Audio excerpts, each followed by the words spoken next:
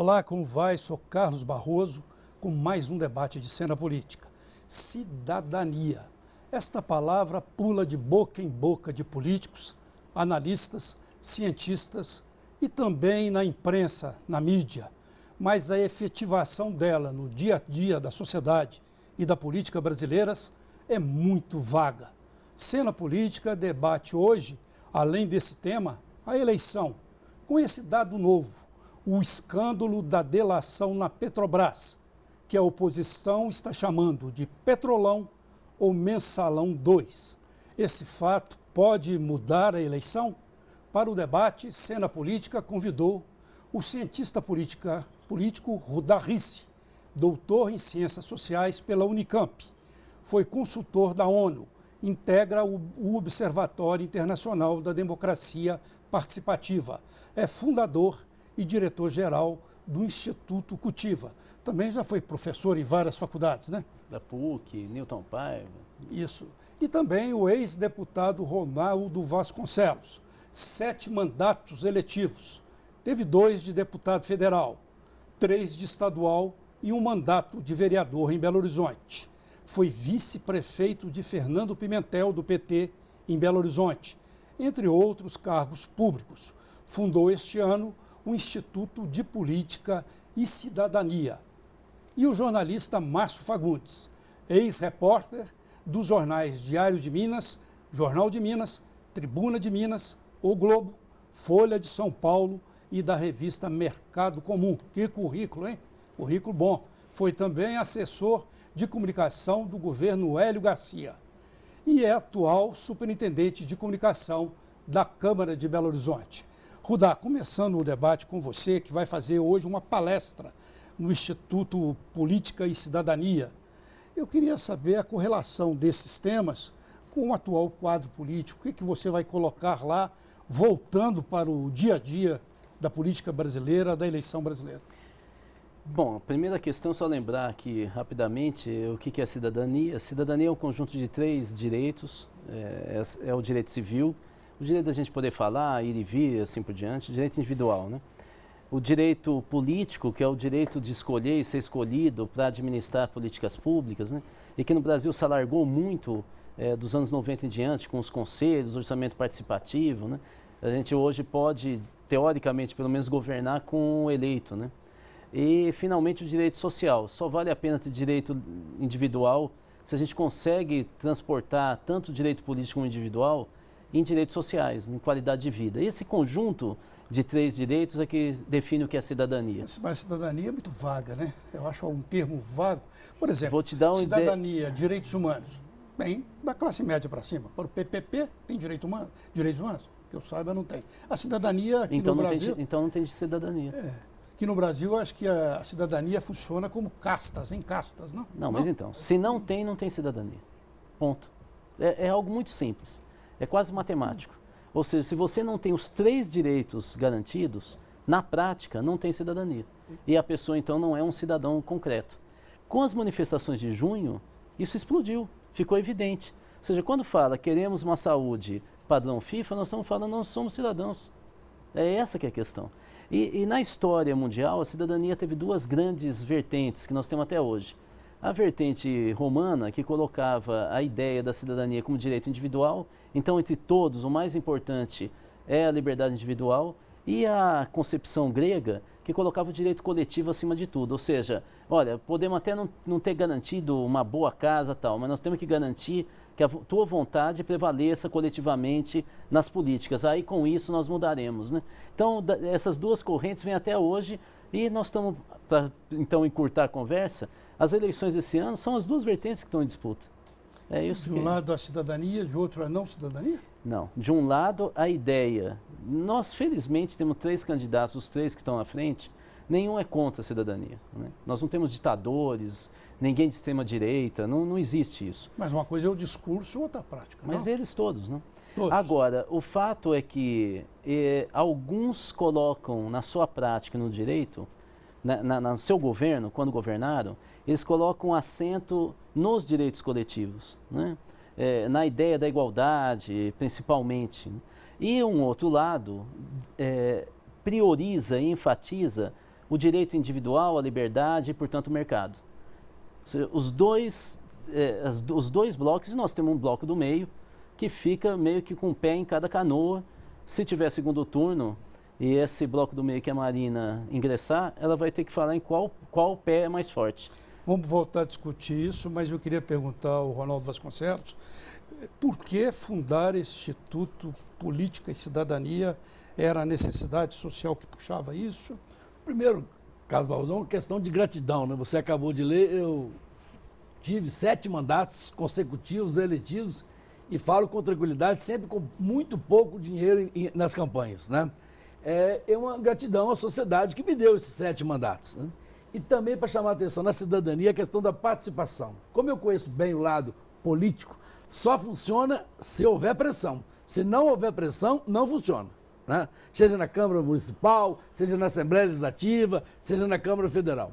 E o outro lado é a questão da política, que as pessoas não gostam de política, uns se ufanam de detestar a política, mas não sabem que a política é que é a principal das ciências, é a principal, ela que conduz o processo, né? Então, é uma maneira de agradecer à sociedade e informar. E hoje à noite nós vamos ter o prazer de receber lá o Rudá Risse, que vai falar sobre as eleições de 2014 para um público de pessoas maduras, mas que não tem todas as informações. Esse é o papel, educação política. Ô Barroso, de certa forma eu concordo com o Rudá. Acho que nós estamos longe de uma cidadania querida e desejada no Brasil. Efetiva. Como ele disse, não existe meia cidadania. É como gravidez, não existe meia gravidez. Ou se está meia grávida, só no pé, né? Só no pé. Ou se está grávida ou não está, entendeu?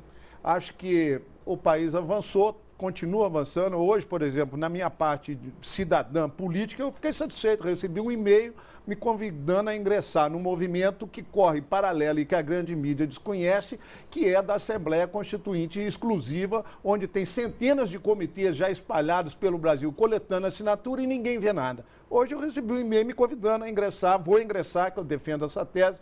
Então eu acho que a cidadania participativa no Brasil, muito mais pelo lado da sociedade civil organizada ou até desorganizada, está acontecendo do que pelo mundo oficial. Não sei se vocês concordam. Concordo plenamente. Eu digo também, Márcio, que ontem eu fiz a minha adesão. Domingo, em casa, com calma, fiz a minha adesão. É uma Assembleia Nacional Constituinte exclusiva, para solucionar, porque senão não soluciona. Ronaldo, eu queria te fazer uma pergunta sobre, voltando o tema para a disputa de hoje. A gente teve essa delação na Petrobras, atinge governadores, deputados, atinge agentes públicos e ainda está muita coisa a ser descoberta. Você é do PV, partido que a Marina Silva disputou as eleições. Você era vice-prefeita, ela disputou as eleições em 2010 e foi campeã de voto em Belo Horizonte. Ganhou do Aécio, ganhou da Dilma, que é nascida aqui em Belo Horizonte.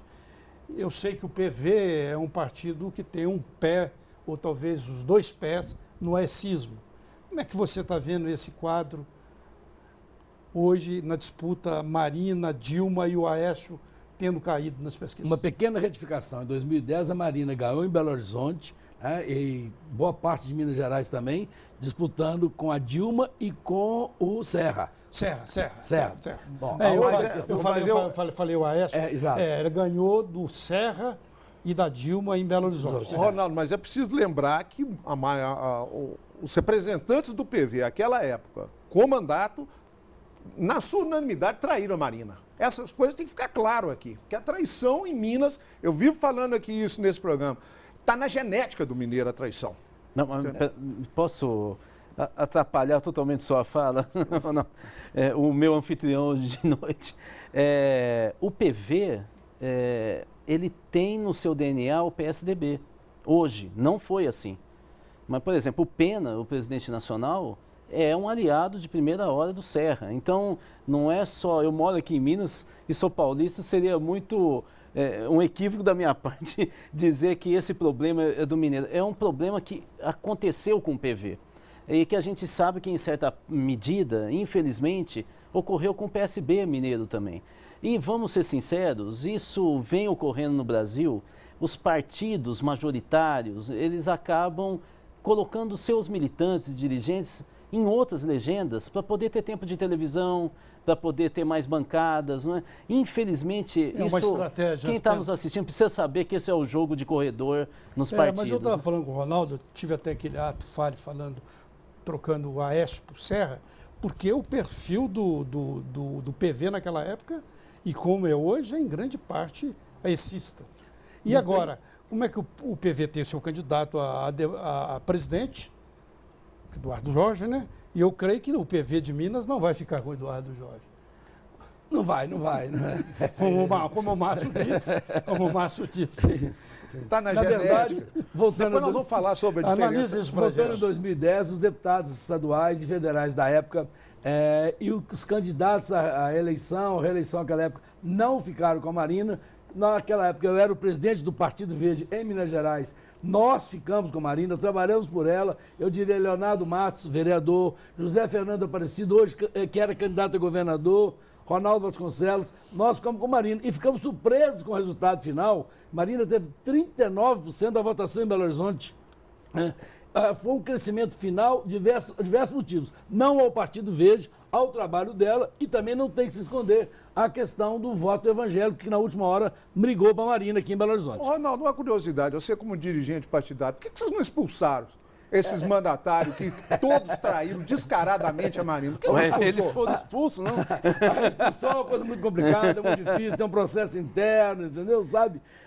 Aí tem que se fazer vista grossa, tocar porque para frente, esses arranjos senão o processo não anda. acabam caindo aos olhos da população, denigrem a imagem das legendas, das siglas, justamente por esses arranjos pelo poder. E não se faz nada, ninguém pune ninguém. Quando eles querem expulsar de uma maneira assim, com mais eufemista, fala jubilar. Nem expulsa, nem jubila, né? Mas É olha, verdade. é por isso que o Eduardo Jorge disse que ele não tem nada a ver com isso. É verdade. Olha, nós vamos continuar o debate daqui a pouco. Cena Política volta já já.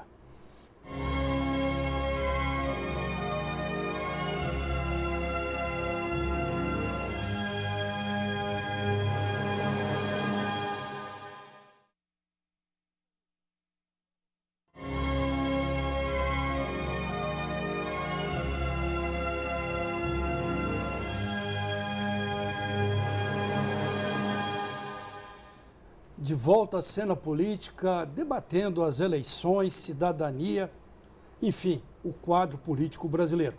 Rudá, voltando para esse processo eleitoral dessa segunda-feira, que começa quente, com essa delação de Paulo Roberto Costa na Petrobras, do esquema, do escândalo da Petrobras. Você acredita que isso pode efetivamente mudar a disputa? Pode atingir Dilma, pode atingir Marina, pode beneficiar Aécio, que está por baixo nas pesquisas. Como é que você analisa? Depois eu queria também ouvi-lo, os dois, sobre isso. Bom, em primeiro lugar, daria para ter uma noção da potência do ataque que se faria, principalmente a Dilma, a partir dessa denúncia, porque envolve um órgão de Estado. Então, o primeiro nome O que início estaria... do escândalo da Petrobras atingiu muito a Dilma, né? ou seja, Ela caiu na a época. gente teria uma noção do que significaria isso no domingo e segunda-feira, né? Mas domingo e segunda-feira não houve um ataque tão violento assim, não. Então, parece que restou à grande imprensa a ofensiva em relação a esse caso. O que a gente pode induzir, vamos dizer, dessa não ofensiva das oposições? É que, em primeiro lugar, esse caso atinge não apenas a candidatura da Dilma, mas atinge também a candidatura da Marina. E se só há, portanto, alguém que poderia, teoricamente, se beneficiar, que é Aécio Neves, né? Que não é citado, o PSDB. Mas acontece que alguns aliados do PSDB, Do PP, principalmente, né? que é governador de Minas, foi atingido. Então, você imagina o mal-estar que causou essa denúncia em todas as candidaturas e todas as alianças.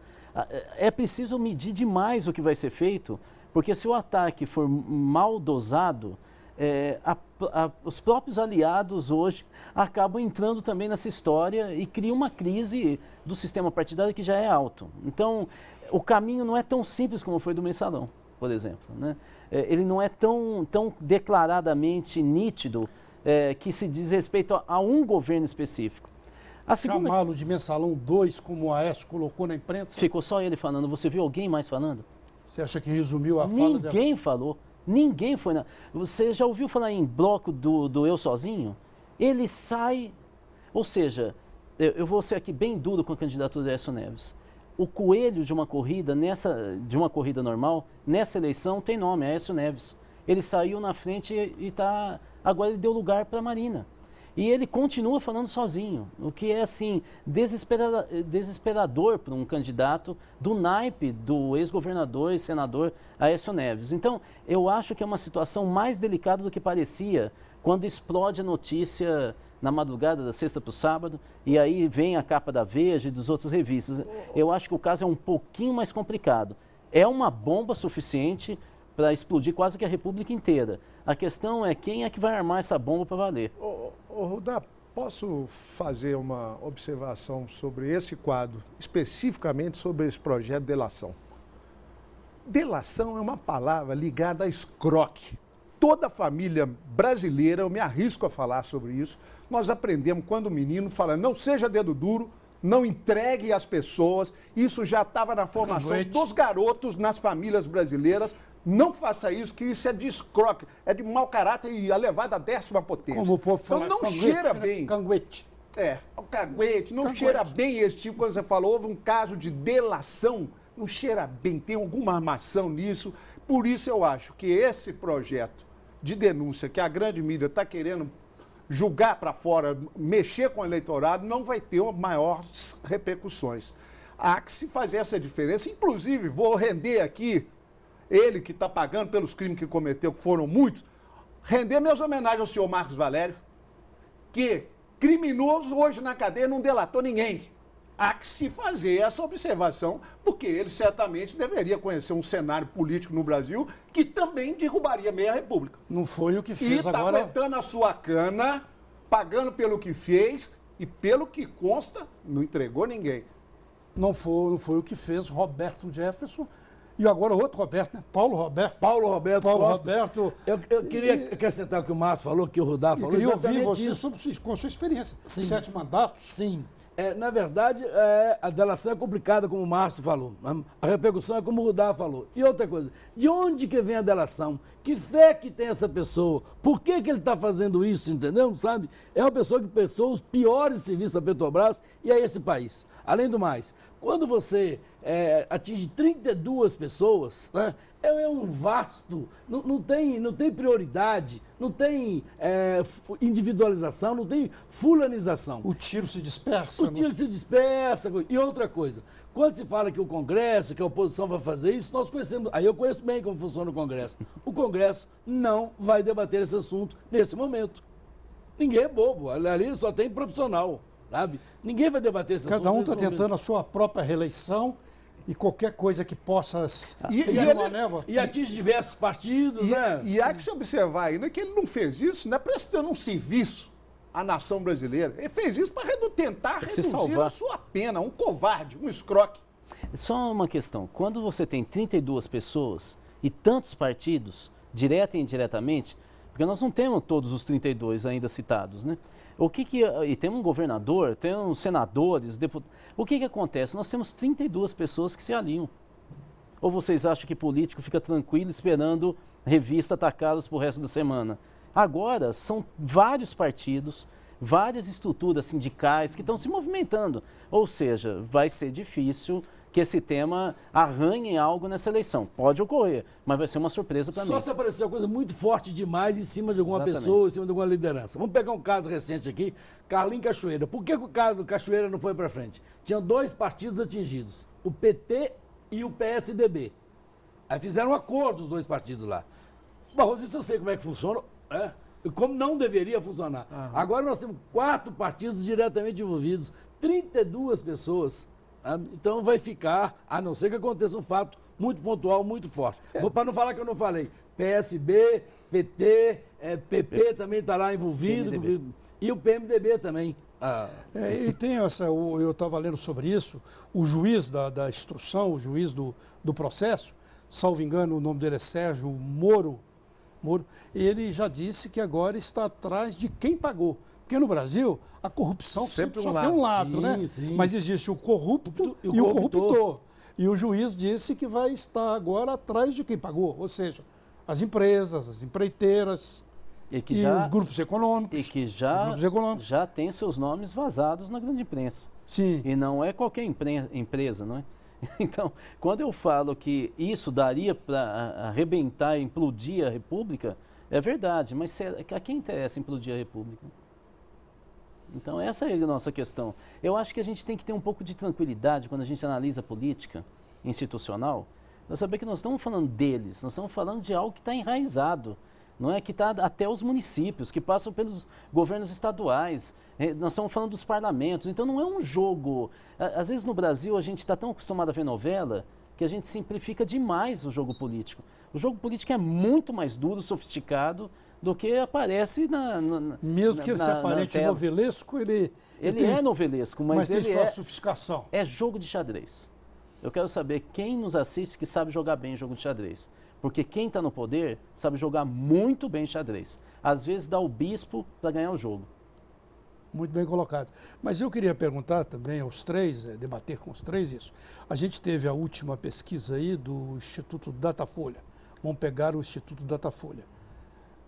Dilma 35, Marina 34, ou 34 a 34? 34. Empate técnico, empate.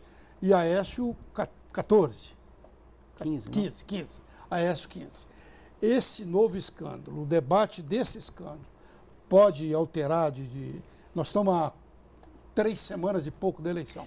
Pode alterar esse quadro para 5 de outubro? Qual seria a alteração significativa? O Aécio pular para 19, 20, né, e uma das duas cair 3%. Eu não acredito nem de perto que isso vai ocorrer. Mesmo porque nós vamos ter, logo no início da semana, nós temos uma nova pesquisa Datafolha. Se o Datafolha não mudar nada, o Datafolha passa a ser o fato político. Porque vão faltar 3 semanas para a eleição. Então ele mesmo diz, olha, a pauta da Petrobras passa a ser uma pauta requentada. É política muito rápida, jogo rápido. Eu acho que nós estamos caminhando mais para um segundo turno com 2 mulheres. Que vai ser um jogo isso muito inexorável, pesado. de uma certa forma? Eu acho que sim. Pode ocorrer.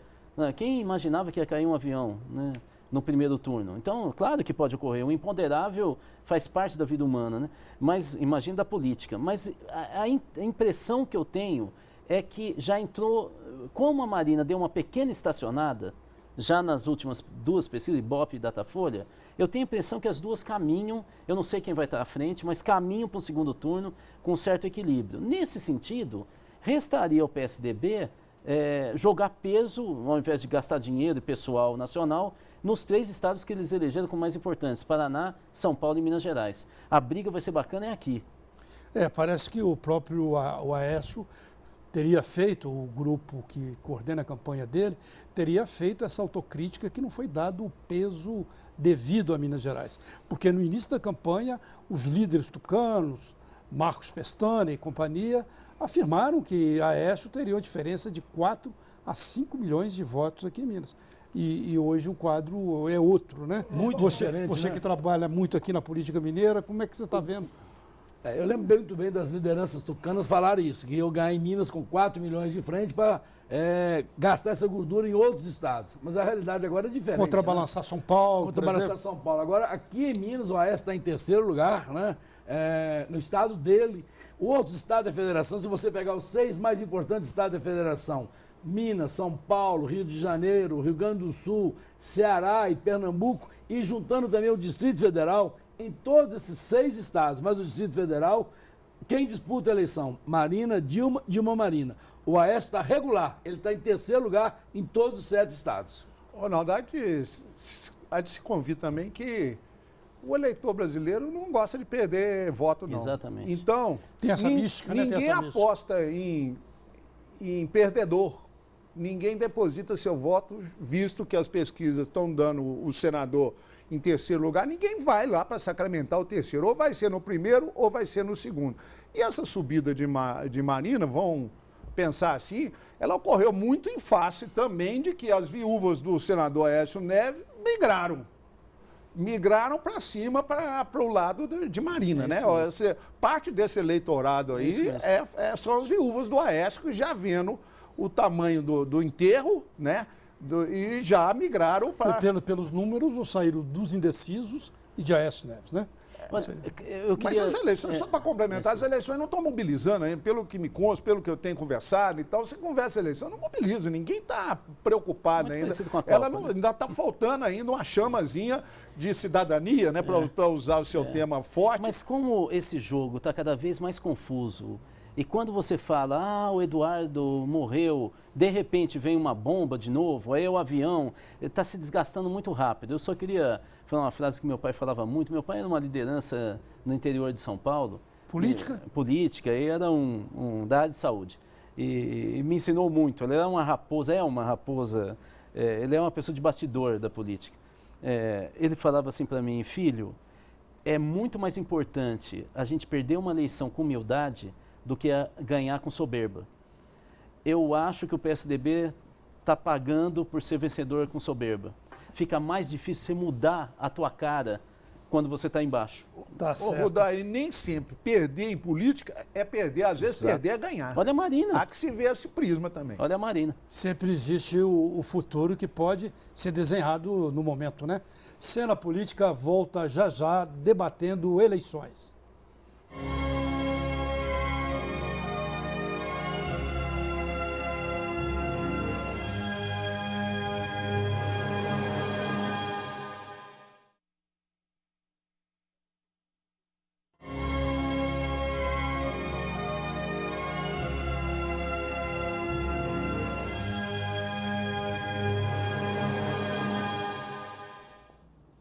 De volta à cena política, debatendo cidadania, eleições, enfim, essa disputa política no Brasil.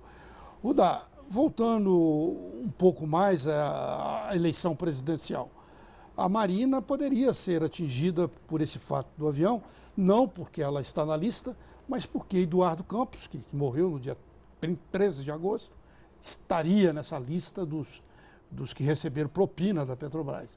Você acha que ela vai ser atingida, pelo menos um pouco, por isso? Ou uma coisa é Eduardo Campos, outra coisa é Marina? Melhor fazer um acordo de bastidor e falar, fica como tá, vai. Melhor, para todo mundo. Vamos fazer a campanha, ganha o que fizer a melhor campanha, esquece esse negócio. Nós estamos com o PPS dentro da campanha dele. PPS, o Roberto Freire é amigo do Serra. Serra está no PSDB. Pode ser um senador do PSDB. Dizem que o Serra talvez pule, se a Marina ganhar, do PSDB para o PPS para ser ministro da Saúde de novo. Então, você acha que o PSDB de São Paulo tem interesse mesmo que essa história da Petrobras? Quem tem interesse é Aécio Neves. O problema é que Aécio é derrotado nessa eleição. Então, eu acho que as forças políticas conspiram contra esse delator e a denúncia dele. Mas pode ocorrer, não? Quantas vezes nós vimos na política, nós temos na história da política o Calígula, né? Ele acabou nomeando um cavalo para ministro, né? Pode ocorrer que no desespero você acabe se matando, como foi o caso do Roberto Jefferson, para não morrer esquecido, né, no esquecimento. Né? Mas nesse fato da Marina tem recuado em suas propostas, a Aécio chegou até chamá-la de metamorfose ambulante, pegou a música do Raul Seixas, né? Você acha que isso pode atingi-la? Eu acho que, pelo que eu acabei de dizer, eu acho que a tendência vai ser os bombeiros não deixar atingir de jeito nenhum, e ela meio que ficar preservada e trabalhar em cima do discurso evangélico. Parece que essa é a opção dela, não é? Ela vai. Por que é a opção dela? Porque a maior fatia do eleitorado da Marina, nessa última subida dela, quando ela empata com a presidente Dilma, 35% dos eleitores é composto por evangélicos. E quando ela fez aquele jogo de cena com Malafaia, ficou muito claro que ela estava querendo dar uma mensagem para os evangélicos, que era uma candidata evangélica. Então, quando ela pega e volta atrás, ela jogou tendencialmente 15 milhões de votos da comunidade LGBT pelos 50 milhões de evangélicos. E com isso ela imaginava dar uma crescida e entrar no segundo turno em primeiro lugar. Ronaldo, você que é marineiro, pode chamar de marineiro? Pode chamar de marineiro. Como é que você está vendo esse quadro? Em 2010 fui coordenador da campanha dela em Minas, eu falava bem dela em 2010. Passado 4 anos eu vou começar a falar mal dela? Não, de jeito Mas nenhum. você acha que essa situação toda atinge? Desculpa eu ter te cortado, depois você entra mais. Acho que não atinge, ela deu uma resposta muito rápida nessa questão que o Rudá citou, da questão aí do pastor Silas Malafaia. Ela foi rápida no gatilho, soube responder bem. E essa outra questão, há uma suposição, há uma hipótese do Eduardo Campos, um sujeito de bem, um homem de bem, morto, né? Então, eu acho que perde muito a fala desse Paulo Roberto Costa, que, como o Márcio falou, nunca prestou nenhum bom serviço a esse país. Pelo contrário, ele fez tudo de errado numa grande empresa igual a Petrobras. Fala, Márcio. Ô Barroso, eu fico pensando sobre a cidadania, o tema recorrente. Como que a gente fala de evangélicos, missionários, e como não ter uma proposta no Brasil, a despeito do respeito extremo que eu tenho pela fé de todos, sobre a necessidade do país taxar essas igrejas, que vai da católica a evangélicas, a todas as outras que existem, que é um absurdo hoje o que se faz no Brasil. Se nós, assalariados, pagamos na ponta do nosso olerite, na ponta do nosso contra-cheque, nós pagamos um mundo de imposto e essas empresas com verdadeiras franquias não voltam um tostão, tira o dinheiro do fiel e não volta um tostão para o Estado, que nós queremos melhor. Isso eu acho um absurdo. Isso é um tema de eleição presidencial. Não sei se você concorda comigo. A questão da importância de se taxar as grandes fortunas e também as igrejas todas no dizem Brasil. que até Isso a está Lava- na Constituição brasileira, está na Constituição brasileira. Por isso é que eu defendo a Assembleia Nacional Constituinte exclusiva, porque aí dá para mudar. Com esse Congresso que está lá, de 513 deputados federais e 81 senadores, não vai mudar. Essa isenção de impostos está na Constituição brasileira. Ronaldo, me permite, hoje eu li uma notícia que tem uma dessas igrejas que está fundando um partido. Tá, inclusive falando, agora nós vamos ter o nosso partido. Chega de pegar carona no partido dos outros e tal. Nós hoje estamos organizados de forma tal, que eu acho que é natural, não sou contra, mas há que se pagar imposto como nós que estamos na ponta desse processo de trabalho no Brasil pagamos. Inclusive, há muitas denúncias de lavação de dinheiro em igrejas, né? Denúncias. Esse é um tema que eu acho não que tenho merecia prova, mas há estar parece que na é um- agenda dos candidatos à tem presidência. um outro lado desse debate que envolveu o Malafaia e a Marina, que são os direitos civis, né? Ou seja, é triste ver o nosso país tão focado na matemática eleitoral ou eleitoreira que esquece dos direitos do que uma época se chamou de minorias, o Kant chamou de minoria, não pela quantidade, né, mas pela capacidade política de poder tomar decisão, né, sendo as mulheres, os escravos, assim por diante. Então, veja, o que define o que é esquerda e direita hoje na Europa é quem defende a ampliação dos direitos civis e quem é contra. Quem é contra os migrantes. Ô, Rudá, e ainda aqui hoje no no Brasil, Brasil as pessoas se preocupam com a opção sexual do próximo. Olha que absurdo, onde nós estamos vivendo, Ou seja, um tempo ao moderno. invés de pegar e defender que eles tenham estabilidade, que as pessoas que... Afinal, quantos homossexuais têm família hoje? Falar que eles são contra a família? Eles adotam filhos. Eles lutam para formar família, Exatamente. para legalizar os eles lutam casamentos. muito mais pela família do que os heterossexuais. Né? Então, assim, e não só isso, quer dizer, tantas minorias, os direitos das mulheres. Que triste é o país que, de repente, em função da matemática eleitoral, todos ficam iguais. Todos são contra.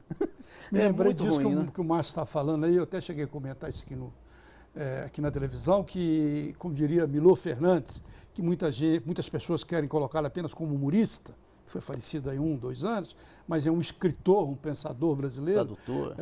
Tradutor, teatrólogo. Ele escreveu assim: homossexualismo é uma questão de furo íntimo. Não é furo problema, furo do outro. Cada um faz o que quer, né? Cada um faz o que quer, né? Mas nós acabamos escamoteando, não sei se vocês concordam, Ronaldo. Nós não falamos sobre o aborto, faça aborto em cada esquina no Brasil, ninguém quer tocar no assunto. Sobre a droga, o Fernando Henrique, quase caquético, está tocando no assunto, mas os seus subordinados, nenhum toca no assunto, porque eu vou perder voto sobre o uso ou não de legalização ou não de produtos químicos que façam a cabeça dos outros. Mas que país é esse que se Então, recusa e joga Fernando para Henrique debaixo coloca o do instituto tapete dele, temas... coloca o instituto dele pró-legalização da Não, maconha. né, e Fernando? aí veja, aí vem o Datafolha demonstrando que a maioria da população brasileira caminha para a direita, com valores de direita. Acaba de sair no final de semana esse dado. Ou seja, comparando com a última eleição, diminui aqueles que se dizem têm valor de centro-esquerda e de esquerda. Aí vem a esquerda reclamar, ué, depois de ter essa covardia de não dizer o que é ser esquerda, o que é o debate, quais são os valores para ganhar voto, aí acha ruim que o eleitorado então comece a pensar como eles. Eu acho que falta liderança no país. E é por isso que nós temos dificuldade com cidadania, porque ninguém quer defender realmente cidadania, porque isso significa contrariar interesses, debater valores arraigados na sociedade brasileira, que é uma sociedade marcada pela escravidão até hoje, por essa ideia de casta. A gente fala o sobrenome da gente, né? A gente só fala o nome da gente quando é amigo. Mas quando a gente vai a algum lugar, fala, o senhor é o quê? Fala, não, eu sou da família Barros, da família não sei o quê, Oliveira, né? Principalmente se for advogado, aí gosta de falar o nome inteiro, né? Mas aí tem que fazer um elogio ao candidato do meu atual partido, Partido Verde, o Eduardo Jorge. Ele tem falado desses temas polêmicos com coragem. Ele é médico, né? E a Luciana Genro, sem dúvida nenhuma, os dois. E a Luciana Genro também, bem Os dois lembrado. falam, de fato. Ele está fazendo, o papel que o Plínio Arruda Sampaio fez na outra eleição, né? Certo. Chegando e colocando o dedo na ferida de temas que ninguém quer discutir para não perder votos, né? Sim. A própria Dilma, que já teve um passado de lutas mais frontais, mais avançadas, hoje ela corre como o diabo da cruz de determinados temas, como o aborto e outros aí, né? Mas o Eduardo Jorge coloca com muita propriedade, até pela formação dele de médico, foi deputado, foi até nosso colega lá na Câmara Federal, foi secretário de Saúde de São Paulo, depois foi secretário de Meio Ambiente, o uso medicinal da maconha. Ele coloca isso com muita propriedade, né? E se ela sara, se ela cura, seja bem-vinda, pelo amor de Deus. Isso, eles não querem debater nem a questão da célula tronco, né? Que é uma necessidade humana, premente, tantas pessoas precisam disso. Cena Política volta já debatendo eleições.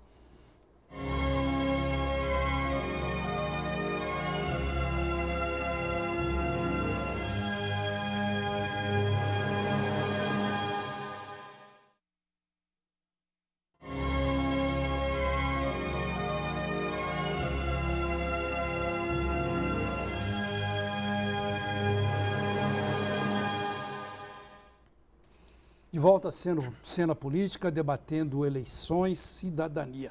Ronaldo Vasconcelos, e voltando para o debate aqui em Minas, você com essa sua experiência, como que você está analisando a eleição? A gente teve um quadro aqui que é um pouco diferente do nacional. Enquanto o Aécio caiu, pela última pesquisa, Pimenta da Veiga subiu um pouco.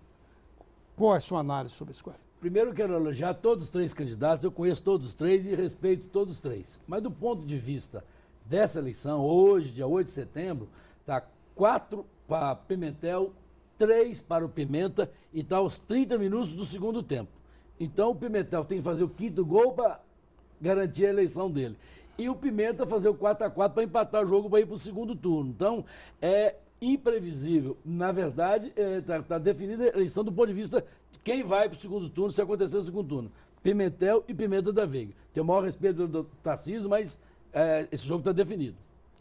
É interessante isso, né? Que a Marina subiu, Tarcísio Delgado praticamente ficou com os números inalterados aqui. Não houve nenhum reflexo positivo de a candidata do partido dele subir e ele se movimentar um pouco. É que aqui em Minas teve uma disputa muito violenta dentro do PSB com a rede, não é? E o Tarcísio Delgado, embora tenha um apreço de grande parte da rede, o filho dele não tem apreço nenhum com a rede. Ou seja, o Júlio Delgado é aecista, todos sabemos, e criou um problema para o Apolo Eringer, que era o candidato da rede, que está dentro do PSB e seria o candidato a governador. Olha, como eu já ouvi, mineiro não tem rancor, mas não esquece. Então, agora o Tarcísio... A Marina veio aqui fazer campanha para o Tarcísio? Não veio. E estava escalada para ir para Juiz de Fora no lançamento. Inaugurar o comitê dele. Pois é, não foi, não é? Então, assim, nós temos que ter um pouco de cuidado e entender que aqui é onde rede e PSB disputam mais violentamente nos bastidores, né? E isso repercute na candidatura, né? Agora, respondendo até a tua questão que não foi feita para mim, eu acho que tem segundo turno. A questão agora é quem vai entrar no segundo turno à frente. porque evidentemente há um movimento do PSB, volto a dizer, como Aécio não leva mais a campanha nacional, ele tem que salvar os dedos, né? Então agora, o Mao Tse Tung dizia assim, quando você acua um rato, dê para ele uma chance de se safar, porque se você não deixar ele se safar, ele sabe que está correndo risco de vida, e aí ele vira um leão. Então, nesse momento, o PSDB de Minas vai virar um leão. Eles vão fazer o possível e o impossível para segurar o império deles em Minas Gerais. A tendência, portanto, a não ser que o PT jogue todo o peso também em Minas, a tendência vai ser ter uma leve subida daqui por diante do Pimenta da Veiga e, portanto, provocar o segundo turno. Vamos ver quem é que vai estar na frente no segundo turno, no início do segundo turno. Mas essa mudança foi por causa da vinda do staff nacional, do Aécio, Danilo de Castro, Andréa Neves, voltaram para aqui? Claro. Isso que ajudou dinheiro, tudo. Né? Inclusive... Embora, Rodar, você me permita... O Pimentel vinha estacionado já na faixa dos 30 e poucos, que historicamente que é o PT tem, há um bom tempo. Ele já era para ter criado um fato, ou matado essa cobra com uma cajadada só, ou ele patinou nos 32, 33, que é o que o PT historicamente tem aqui. Ele está patinando nisso, ele não conseguiu criar um fato novo, embora esteja fazendo, o pouco que eu vi de campanha, uma campanha até razoável, enquanto o outro lado estava fazendo uma campanha muito ruim. Vou lembrar um fato, não citando o Diniz em quase nenhuma peça. Hoje eu escutei no rádio vindo para cá, quando todo mundo sabe que o senhor Pimenta da Veiga é completamente desconhecido aqui em Minas Gerais, não tem simpatia nem empatia com a população, nem com o eleitorado, e quem tem é o Diniz, e não usam ele na campanha. O candidato a vice é muito conhecido no interior. Muito mais popular, muito mais simpático, muito mais querido na chapa, e não aparece na campanha. Márcio, fazendo uma análise de campanha, você tem toda a razão, eu queria reduzir a isso aí. Na verdade, o Diniz Pinheiro tem 5 mandatos de deputado estadual. 5 mandatos, 20 anos. Foi o deputado mais votado nas 2 últimas eleições aqui em Minas Gerais. Liderou a Assembleia. O presidente da Assembleia Legislativa lá convive muito bem com os deputados.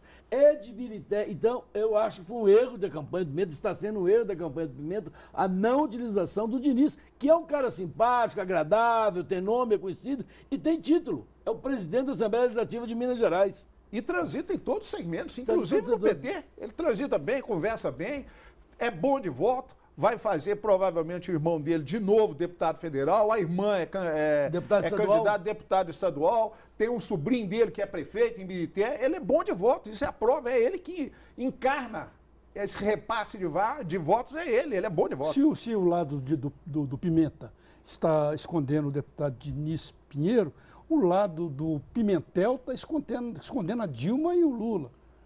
É outra verdade. Você observou? Outra verdade. Aqui, Raramente os dois apareceram. E o Pimentel chegou a dizer que as eleições são separadas. Minas é Minas, presidencial é presidencial. Foi uma tática certa, não sei entender? Ou errada? Eu acho que o problema do Pimentel, aliás, não é do Pimentel, é das últimas campanhas do PT ao governo do Estado, mesmo quando era vice, é que elas foram muito pouco agressivas, elas foram recuadas, vamos dizer assim. Ou seja... Joga na retranca? E eu acho que isso tem um limite. Quer dizer, qual que é o limite? Você chega até o teto...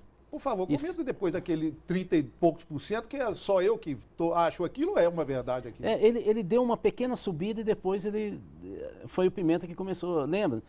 Há 2 pesquisas atrás, ele largou a diferença. Sim. A parte foi 14%. 14%. A partir daí ele começa a diminuir, cai para 8%.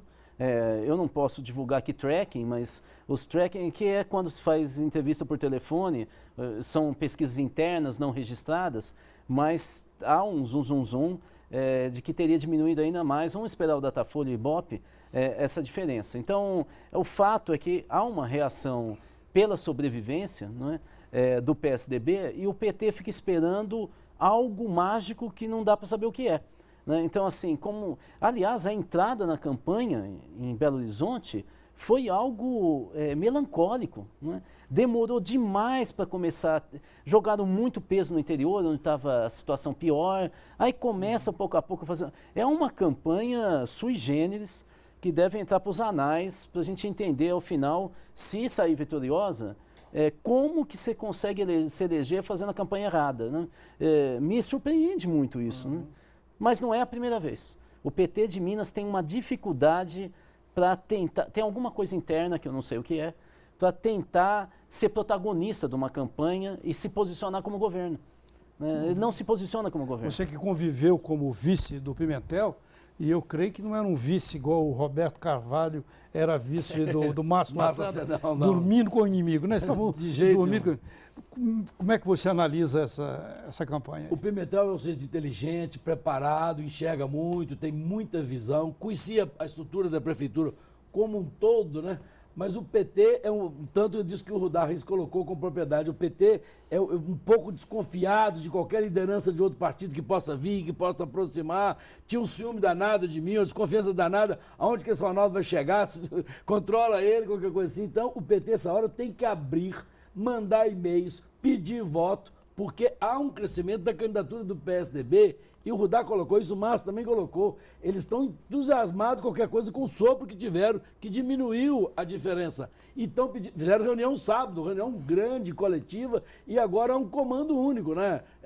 Do pessoal lá do PSDB. Então o PT tem que abrir os olhos, porque corre um certo risco até daquilo que o Rudá colocou. Deixa eu responder um pouco a sua questão que o Márcio levantou, que é o seguinte.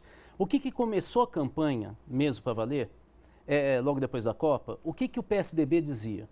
Nós temos certeza que o Pimentel não vai bater na gente, porque o Aécio sai com 60% dos votos do Estado, não saiu, depois ficou claro, 60% dos votos, e se o Pimentel enfrenta o Aécio, ele perde esse eleitorado. Ele tem que conquistar. Então ele vai fazer uma campanha Daí morna. ele escondeu o Lula e a Dilma. Né? E aí o Pimenta da Veiga cresce em cima do vácuo.